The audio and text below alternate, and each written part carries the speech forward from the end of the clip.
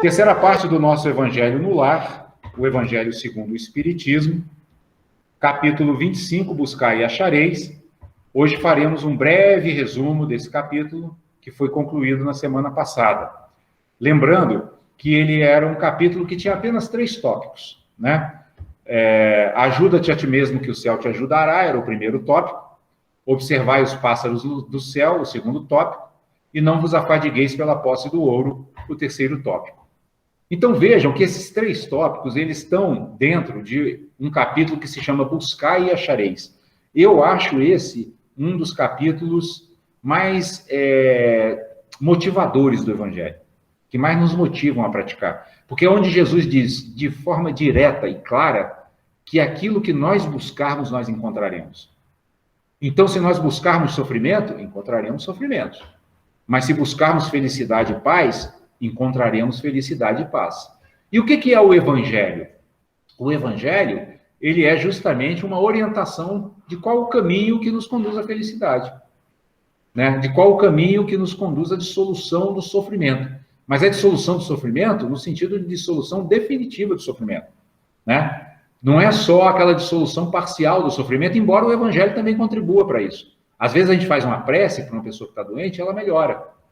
Mas o fato da pessoa melhorar da doença é apenas uma felicidade relativa. Por quê? Porque ela continua sujeita ao ciclo de renascimento e morte. A superação definitiva do sofrimento é quando nós superamos o ciclo de nascimento e morte. Ou seja, quando a morte deixa de ser uma perda para nós. Quando a gente percebe que a morte nada mais é do que o oposto do nascimento, mas não o oposto da vida. A morte não é o oposto da vida, a morte é o oposto do nascimento, né? E é isso que Jesus nos recomenda buscar e achar, né? A dissolução final, total do sofrimento, né? E aí no primeiro capítulo, no primeiro tópico, né, desse capítulo, nós analisamos aquela passagem onde Jesus diz assim: pedi e se vos dará, buscai e achareis, batei à porta e se vos abrirá. Porquanto quem pede recebe, e quem procura acha. E aquele que bate à porta, ela abrir-se-á.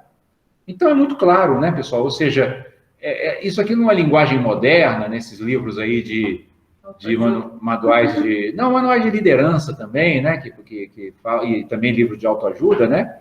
É aquela coisa se você quer obter resultados diferentes, você não pode continuar fazendo a mesma coisa, né? Então, se nós estamos sofrendo, se nós estamos aflitos, o que manda a sabedoria? Opa, o que eu estou fazendo de errado? Porque eu só colho o que eu semeio. Eu não posso colher o que eu não semeio. Então, quando brota uma aflição na minha mente, no meu coração, no meu entorno, no entorno da minha vida, eu preciso parar e observar. Preciso desenvolver o senso de autoobservação e falar: o que eu estou fazendo que está me levando a esse resultado? Porque a lei de causa e efeito é perfeita, né? O que nós plantarmos, nós colheremos. Então, se eu estou colhendo aflição, eu preciso ver onde é que estão as sementes dessa aflição, né? Por isso que o tópico aqui chama ajuda-te a ti mesmo que o céu te ajudará. Porque o que acontece é uma coisa interessante, que na sabedoria chinesa tradicional, eles dizem assim: quando você move seu braço esquerdo para o lado esquerdo, todo o universo se move para o lado esquerdo. Ou seja, a gente movimenta energias. Nós não estamos sós, nunca. Nunca. A gente não tem noção da enorme responsabilidade que nós temos com nossos pensamentos, com nossas palavras e com nossas ações. A gente movimenta muita coisa, né? Há muitos seres do plano invisível nos acompanhando, do plano visível também, né? Nós estamos, cada movimento que nós fazemos, seja na zona de pensamento, seja na zona da fala, seja na zona da ação, movimenta uma energia que nós não temos a mínima noção do quanto é, né? Por isso que também, se nós movimentarmos positivamente, acontecerá isso aqui. Ajudaremos a nós mesmos e o céu nos ajudará. O que é o céu aqui? O universo. O universo vai se movimentar na direção que nós propusermos. Ele é um livro aberto. Ele é como se fosse um livro com uma folha em branco, onde nós escrevemos a história.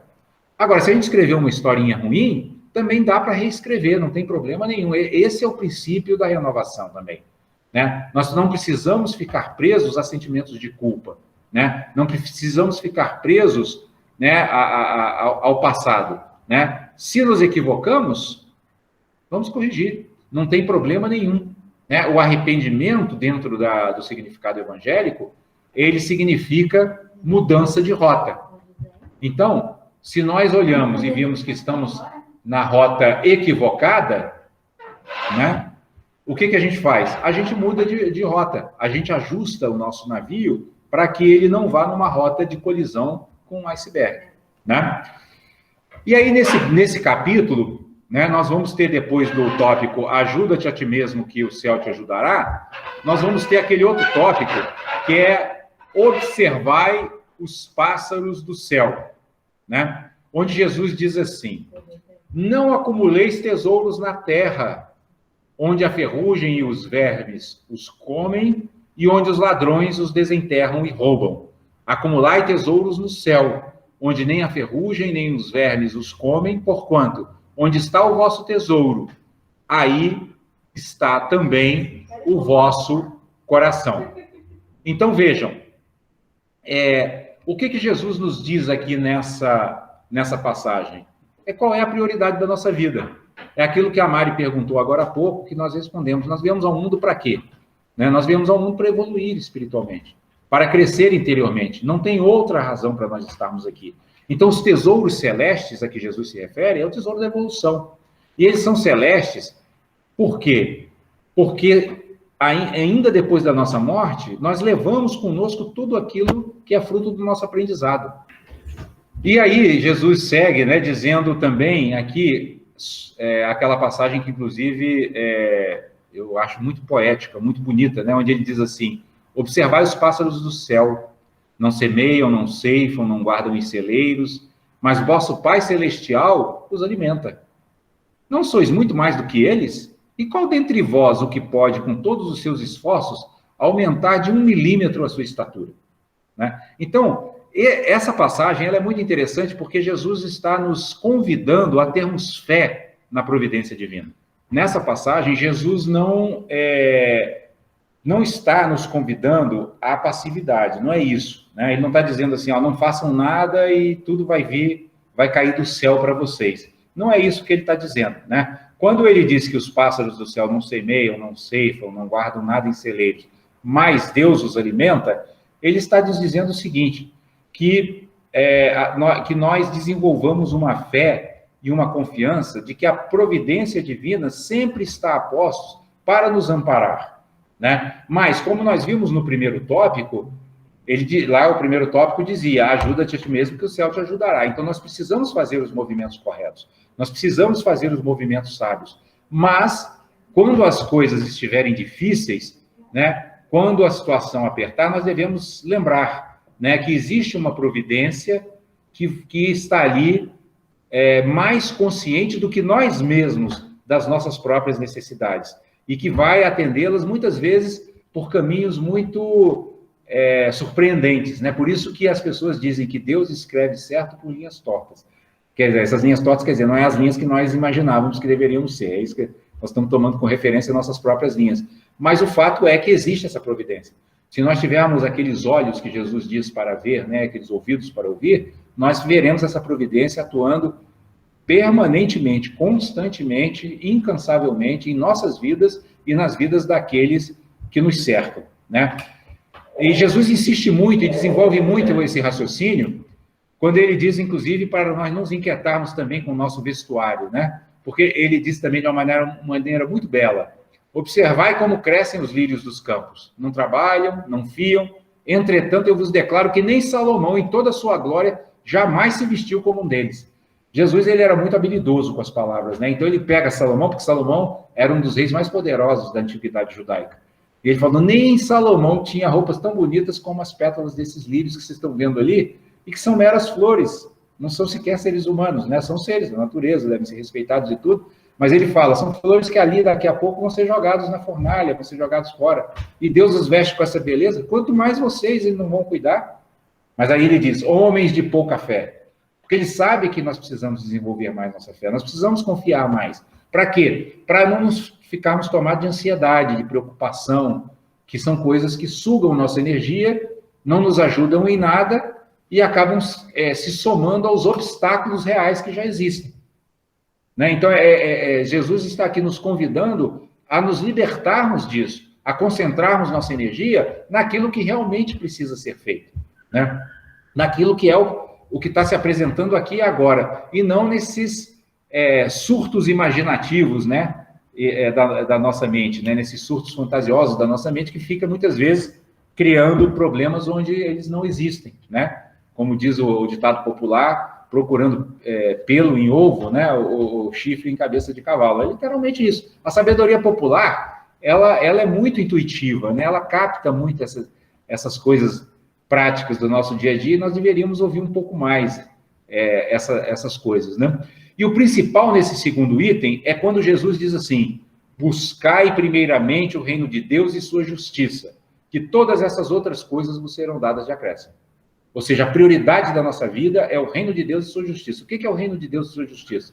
O cultivo interior, o cultivo da compaixão, da generosidade, da paciência, da energia constante, perseverança, sabedoria, concentração, porque o resto, ele vem como consequência do nosso aprimoramento, né? A gente, na cultura materialista em que vivemos, distorce muito a prioridade da vida, né? Nós damos um excesso de atenção à conquista dos meios materiais, né? E deixamos um pouco de lado o cultivo, né? Da prática espiritual, né? Eu me lembro de um palestrante budista, né? Ele falando assim: o praticante no começo, ele tem uma vidona e cultiva um budisminho, né? Aí depois ele vai crescendo, aí o budismo se torna, né? A prática espiritual se torna o centro da sua vida, e o resto vem naturalmente. Não, ele nem se preocupa mais com isso, que é o que Jesus está nos propondo aqui fazer, né? E aí o último tópico desse capítulo, né, que nós estamos resumindo hoje, é aquele: não vos afadigueis pela posse do ouro, né? Quando Jesus diz: não vos afadigueis por possuir ouro ou prata ou qualquer outra moeda em vossos bolsos. Não prepareis saco para a viagem, nem duas roupas, nem calçados, nem cajados, porquanto aquele que trabalha merece ser sustentado. O que ele está dizendo? A mesma coisa que disse lá atrás. Se eu estou buscando o reino de Deus e sua justiça, se eu estou trabalhando no sentido espiritual da palavra, né? Porque a gente tende aqui a entender trabalho como profissão. Não é isso. Lei do trabalho no Livro dos Espíritos não tem nada a ver com profissão. Lei do trabalho é o trabalho espiritual. Então, se o trabalhador, ou seja, o praticante, está de fato empenhado em se melhorar, empenhado em crescer interiormente, ele merece ser sustentado, ele vai ser amparado.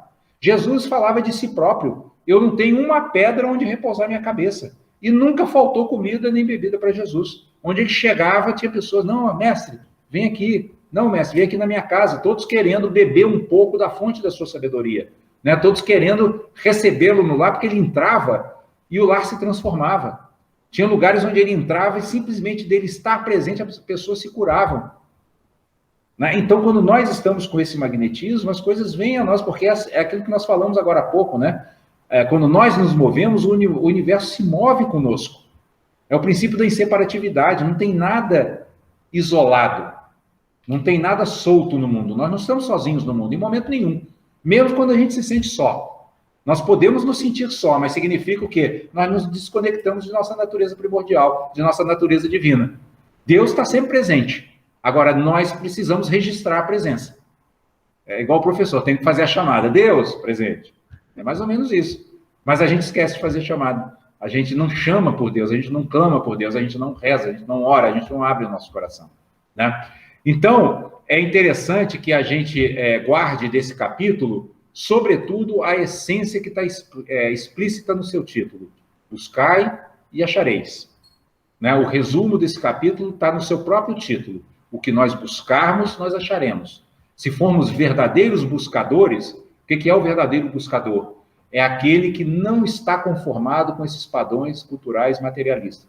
É aquele que, de alguma forma, olha para a nossa sociedade, olha para esse mundo que nos cerca e diz: não, eu tenho que fazer alguma coisa de um pouco diferente disso, né? E que, ao perceber isso e ao gerar essa motivação de querer fazer alguma coisa um pouco diferente disso, vai buscar um mestre e os ensinamentos apropriados para que a sua prática possa conduzi-lo a uma libertação dessas prisões que hoje, né, existem no nosso mundo social e que a gente chama de normalidade, mas que um psicanalista do século XX, Erich Fromm, chamou, na verdade, de patologia da normalidade.